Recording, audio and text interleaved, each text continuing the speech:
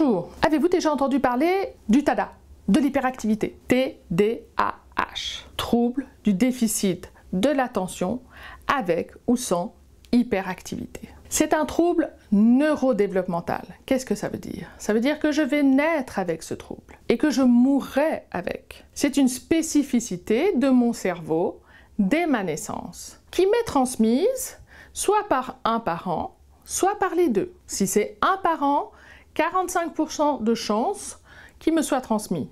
Si c'est les deux parents, 75% de chances que ça me soit transmis. Qu'est-ce que ça impacte dans mon cerveau? Mon système de dopamine. Mes cellules, pour communiquer entre elles, utilisent de la chimie, utilisent de l'électricité. Si ma dopamine est impactée, quelles conséquences?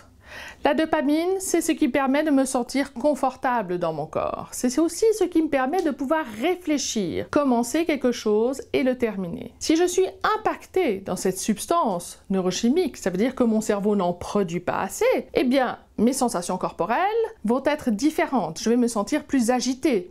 Je vais devoir, pour me sentir confortable, avoir un mouvement physique continu. Si c'est au niveau de ma concentration, de mon attention que je suis impactée, je vais donc avoir de la peine à rester concentrée, à suivre, à m'organiser, à commencer quelque chose et à le terminer. Nous sommes très inégaux. Il y a des gens qui vont avoir un gros trouble de déficit de dopamine et il y a des gens qui en auront un tout petit. Il y a des gens qui pourront donc trouver des solutions faciles, sans traitement, pour réussir à réguler leur dopamine. Mais il y a d'autres personnes qui, eux, devront avoir l'aide d'un traitement. Un traitement qui est quoi? Je vais donner de la dopamine à ce cerveau. Maintenant, il faut savoir que si vous n'avez pas été diagnostiqué et que vous souffririez de ce trouble, quelles pourraient être les conséquences pour vous? Eh bien, des conséquences sociales. Ça veut dire qu'on peut vous râler dessus parce que vous bougez trop, parce que vous coupez la parole, parce que vous n'êtes jamais organisé, parce que vous n'êtes jamais à l'heure. Donc, ça va baisser l'estime de vous. Votre cerveau, lui, va chercher tous les moyens pour en obtenir de cette fameuse dopamine. Et donc, il peut y avoir des conséquences, car vous pouvez développer un trouble alimentaire ou développer une dépendance à des substances, parce que votre cerveau va devenir un chasseur de dopamine. Trouvez des solutions pour en avoir. Mais avec ce trouble neurodéveloppemental, il y a aussi ce qu'on appelle des marqueurs génétiques qui peuvent se développer.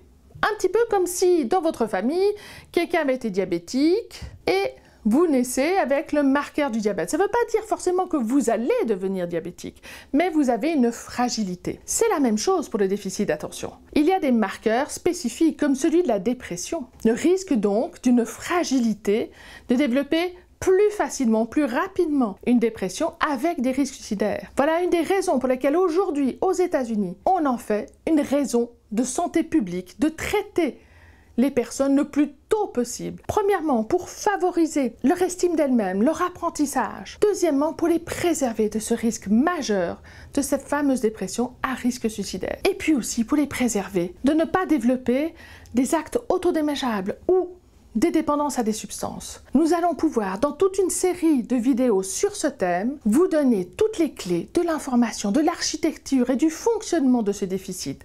Aidez vos proches aussi à le comprendre. Vous aidez-vous si vous vous sentez concerné. Nous sommes là pour vous guider et je me réjouis déjà de vous retrouver dans une prochaine vidéo. À tout bientôt.